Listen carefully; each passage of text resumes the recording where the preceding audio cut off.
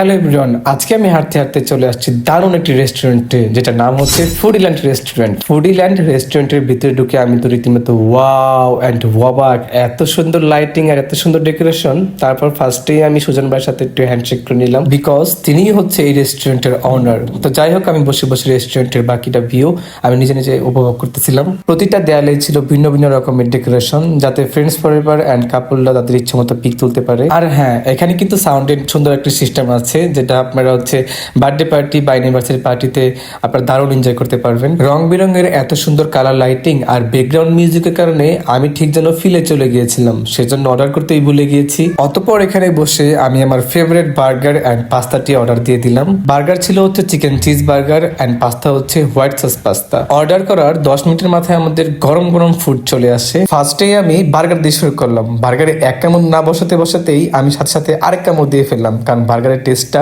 অসাধারণ ছিল। এরপর আমি আমার favourite white sauce pasta try করলাম। হোয়াইট সস পাস্তার মাশরুম অ্যান্ড চিজে কিন্তু ভরপুর ছিল, আর এটার স্মেলটা ছিল দারুণ। অতঃপর আমি এখানে খাইতে খাইতে প্রচুর ব্যস্ত হয়ে যাই। আর সর্বশেষে আপনাদেরকে বলি যে এখানকার বার্গার অ্যান্ড পাস্তা আমার কাছে ভীষণ ভালো লেগেছে। রেস্টুরেন্টের যাবতীয় তথ্য আমি আমার কমেন্ট সেকশনে দিয়ে দিচ্ছি। আর হ্যাঁ, সবাই অত্যন্ত একবার হলো এই রেস্টুরেন্টে আসবেন। আজকের জন্য আল্লাহ হাফেজ।